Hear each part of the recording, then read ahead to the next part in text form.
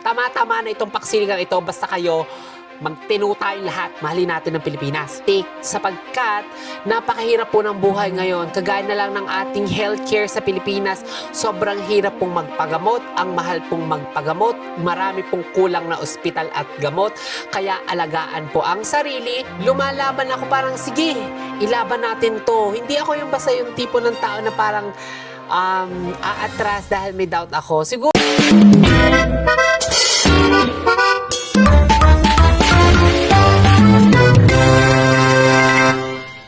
next question.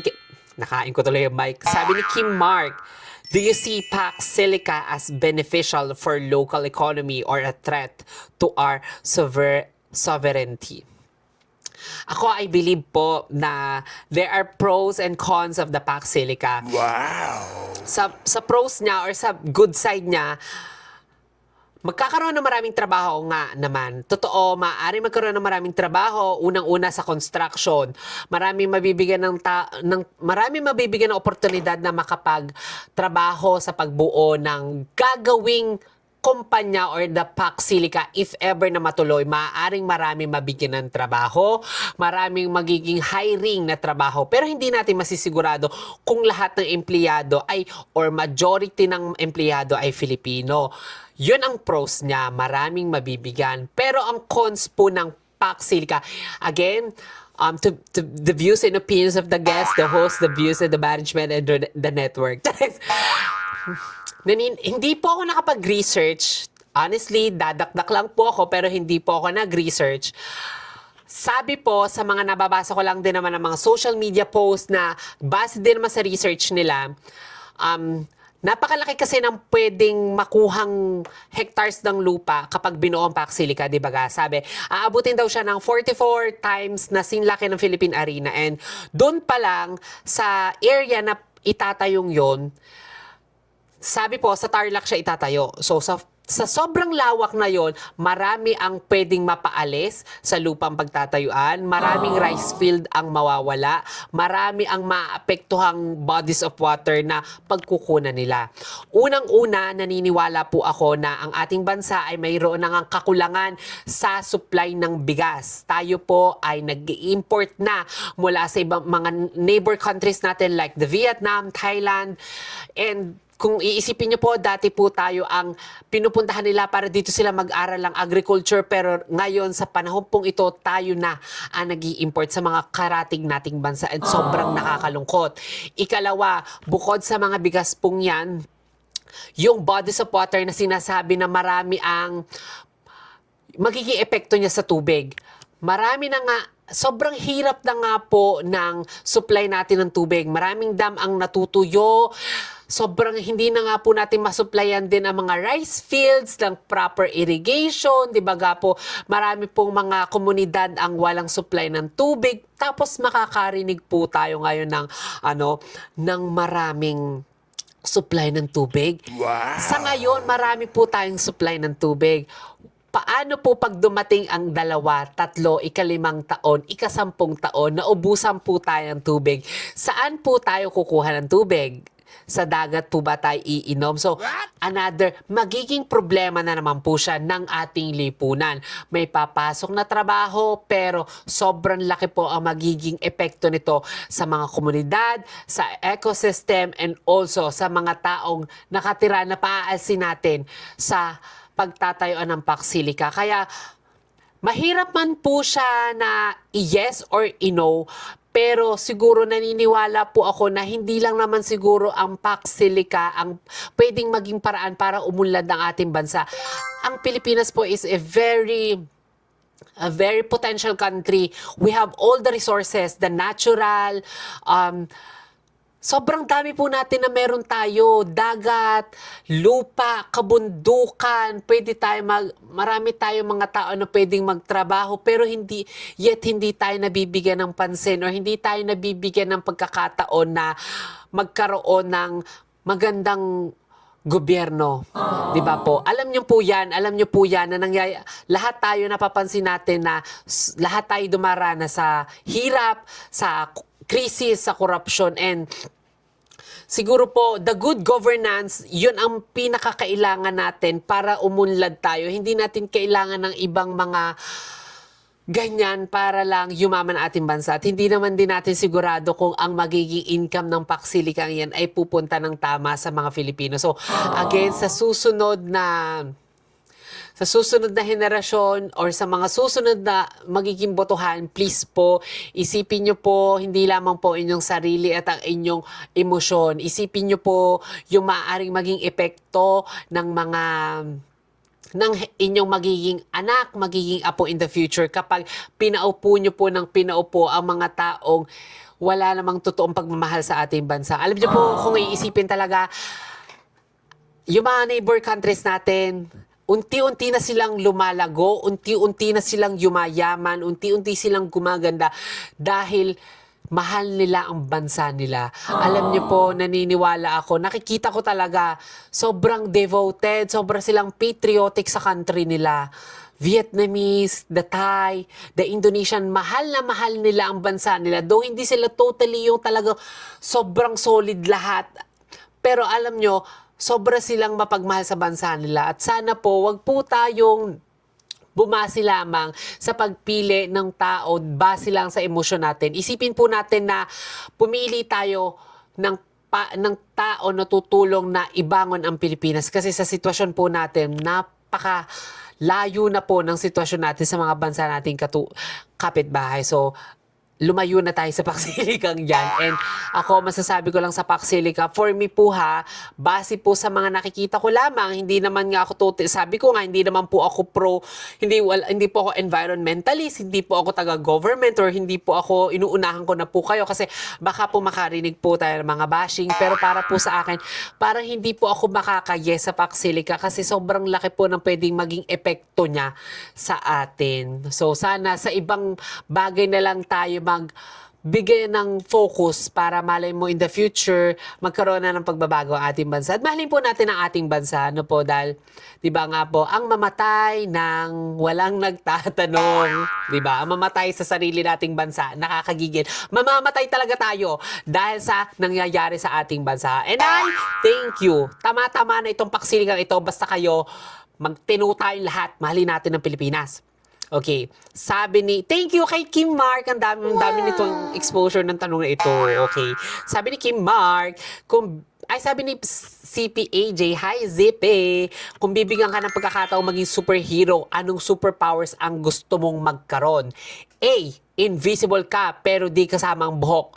B, manghuhula na bobo. C, nakakalipad pero may pakpak. D, Darna pero niyog ang nilulunok. Diyos ko, ang hirap naman ito.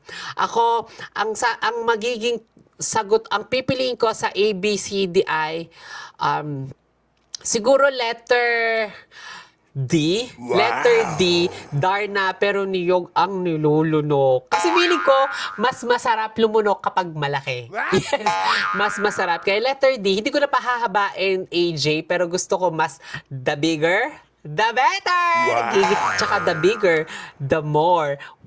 Yung maraming lalabasan yung na yun. Nagigigil ako. So, thank you, AJ. Meron pa rin siyang tanong. Kung bibigyan ka ng pagkakataon na may bighani sa'yo si Steven, anong iyong gagawin? At ang swerte mo naman kung ganon. Actually, alam na AJ ng madlang viewers, ng madlang Ahu fan, ng mga Foha na ako ang Kapitana Imnida. So, wala na tayong magagawa. I am the one and only Kapitana Imnida. Wow. Ipagtanong mo sa mga Foha, ako ang asawa ni Steven. Di ba, Steven? I love you, mahal. Thank you so much, AJ. Hindi na kita sasagutin kasi alam na ng mga tao kung anong sagot ko dyan. Thank you. Yes. Sabi again ni Kuya Gerald Sabado, nakadalawa siya ng exposure. Kung ang isda ay nabubuhay sa tubig, bakit kailangan pa ito hugasan bago lutuin? Wow. Okay, naniniwala po ako na ang isda ay kailangan pang hugasan bago lutuin sapagkat ang isda po na ating kakainin ay hindi natin sigurado kung saan ito nagmula. Ang ating pong katawan ay prone sa mga bakterya, prone po sa mga sakit. At naniniwala po ako na kailangan munang maging malinis ang ating kakainin bago natin to i-take sapagkat napakahirap po ng buhay ngayon. Kagaya na lang ng ating healthcare sa Pilipinas, sobrang hirap pong magpagamot, ang mahal pong magpagamot, marami pong kulang na ospital at gamot. Kaya alagaan po ang sarili, hugasan ang isda bago kainin. Okay, gigil ako sa iyo. Yun nga ikaw ha, inaantay mo ako na sasabihin ko. Yung nga kinakain mo, hinuhugasan nyo bago kainin, yung pabala maisda. Hugasan mo rin yung isda. Gigigil ako sa iyo, Kuya Gerald. So again, thank you again, Kuya Gerald. Okay, sabi ni Ate Lian Namu, naniniwala ka ba na ang saging ay kinakain lang? Oo, or hindi, at bakit? Okay. Naniniwala po ako na ang saging ay kinakain lang dahil ibang saging yun, be. Yes. Ang saging na yun, sana makakain ulit tayo ng saging. Sana, nakakainis. Sana. Oo, basta. Ikaw ba? Nakakain ka na ba ng saging? Kikigil ako sa'yo. Thank you, Ate Lee. Sabi ni Maria, Lorena Montoya, kung magkakaroon ka ng pagkakataong bumalik sa umpisa, ano yung mga bagay na dating gusto mong gawin pero hindi mo nagawa kasi may doubt ka? Ako feeling ko, I believe, kung magkakaroon ako ng pagkakataong bumalik sa umpisa at yung mga bagay na dating gusto kong gawin na hindi ko nagawa kasi may doubt ako, naniniwala ako na wala kasi akong doubt. Ako kasi yung taong matapang. Do now or never, do or die. Parang alam mo yun, lumalaban ako parang, sige, ilaban natin to. Hindi ako yung basta yung tipo ng tao na parang aatras dahil may doubt ako. Siguro may mga pagkakataon lamang na hindi ko na-achieve ang mga bagay-bagay dahil hindi ko chance or hindi ko time.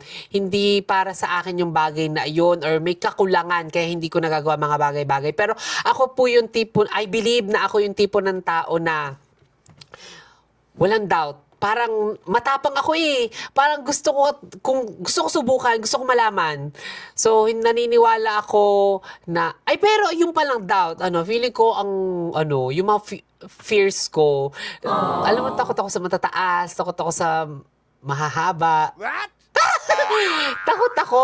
So, takot ako sa matataas. Yun siguro ang doubt na gusto kong masubukan. Gusto kong yung pagsakay sa aeroplano, takot ako until, diba, nakasakay na ulit ako ng aeroplano, okay, gusto ko na mag-travel. So, sana pumaldo tayo at makapag-travel tayo abroad. But, ako, siguro yun ang mga fears ko, yun ang mga doubt ko. Pero in doubt sa buhay, parang wala naman akong doubt. Kasi matapang ang buyo eh. Feeling ko matapang ang buyo. So, thank you. Thank you kay Ate Maria Lorena Montoya!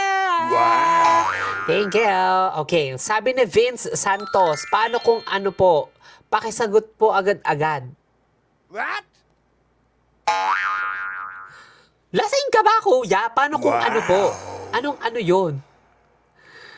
Alam mo, cute ka lang, pero nakakagigil ka. Buuin mo yung tanong, i-PM mo sa akin. Baka sakaling may sagot ako sa iyo. Nakikigil ako. Paano ko to sasagutin, Vin Santos? Nanggigigil naman ako sa iyo. Pero thank you so much sa iyong effort, ha? Kahit wala naman tong tanong, nanggigigil ako.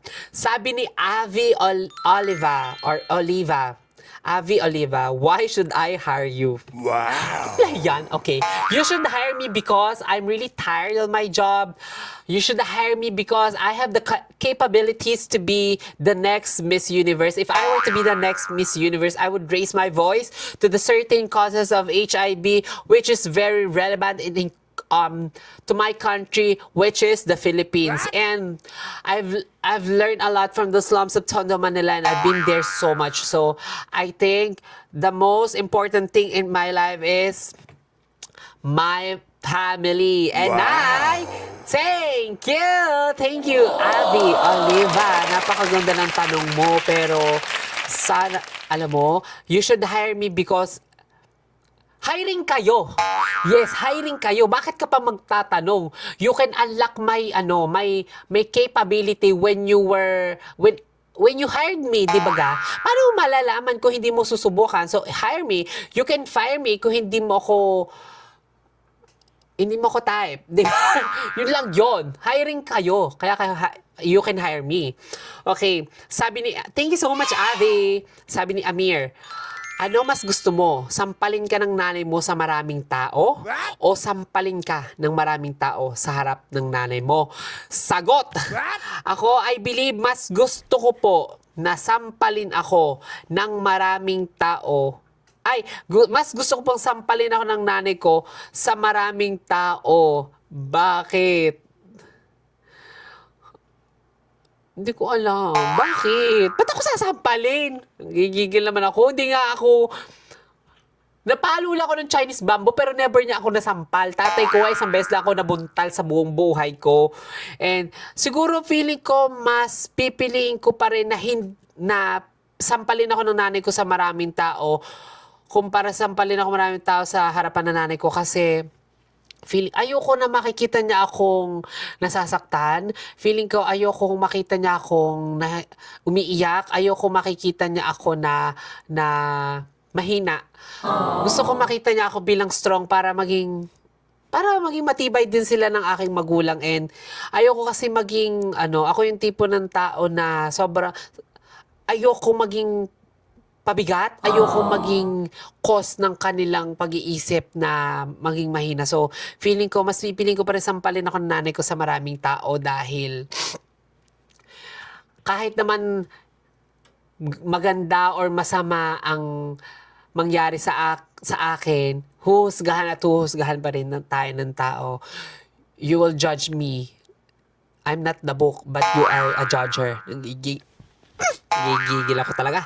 And the last, thank you so much kay Amir Christian Villarde. Okay. Sabi ni CJ Kuntapay, the last question I have for this episode. Kasi naririnig ko na si Madam Trina, na siya, lumalapit na siya, sumesenyas na sabi, overtime na be. Gigigil ako sa'yo. So, kailangan na nating kasi nakaka 38 minutes na tayo dito. Be, tuloy-tuloy na nga to. Wala tong commercial, pero 38 minutes na to. So, sana umabot kayo hanggang the last So, ito, sabi niya, what is your biggest contribution to the society as a human being? Ang tanong, meron ka bang contribute? May contribution pala, be. Wow. Bakit may contribution? I think the biggest contribution to the society of my human being is feeling ko ang contribution ko sa society, though hindi naman ako yung personality I am not the personality you've known na hindi ako popular, wala akong malaking ambag sa lipunan, pero naniniwala ako bilang isang OFW, napakalaki ng ambag ko bilang isang Pilipino na nagtatrabaho, na makatulong sa pamilya, na makatulong sa sarili nating bansa. And doon pa lang, isang malaking contribution na yun sa, hindi lang sa akin pamilya, kundi sa lahat ng mga tao na maging inspirasyon na pilitin natin na magkaroon ng magandang buhay. Napilitin natin maging strong kahit na dumaan pa rin tayo paulit-ulit sa mga pinagdadaanan natin. And please, lagi po natin pakakaisipin na hindi lahat ay permanente. Kagaya nga ng, para siyang love na hindi lahat ng tao permanente. So parang isipin na lang po natin, hindi po lahat ng paghihirap natin ay lagi tayo naghihirap. Ang buhay ay parang gulong, ikot lamang ng ikot, maaaring ikaw nasa baba, babalik ka sa taas. So, ingatan mo na lang ang iyong sarili para hindi ka bumalik sa baba. So, disiplina at tamang pagmamahal sa sarili at sa pamilya. Ayun. So, magpakatatag lamang po tayo and please, maging happy lamang tayo kasi wala na namang iba magiging choice kundi ang magpakasaya sa buhay. So, again guys, maraming salamat sa lahat ng mga nagtanong sa ating podcast for tonight. Actually, kulang pa to. Pero wala, konti lang ang tanong. At saka mag-overtime nga tayo. And so, sana na-enjoy nyo po ang ating podcast, ang ating very fresh episode podcast, or very fresh episode na ating podcast. And please, sana po mag-recommend pa kayo ng maraming bagay na pwede natin pag-usapan sa podcast or vlogs para mas pag-igihan ko pa or magkaroon ako ng idea to make more videos. So again, guys, thank you so much po sa lahat ng mga naniniwala sa akin at mga nag-share at mga naglalike ng aking videos. Please, don't forget to follow my social media accounts. The Buyo Imnida po sa lahat ng socials. Facebook, Instagram, TikTok and YouTube account, Buya Imnida po. So please, supportahan niyo po ako and sana umabot po tayo sa mga gusto ko mangyari sa buhay. Please, don't forget, always be safe, always be healthy, and always be happy. Buya Imnida.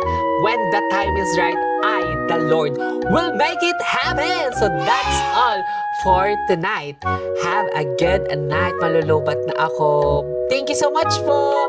Bye! Abangan niyo po ang ating mga next episode. Bye-bye!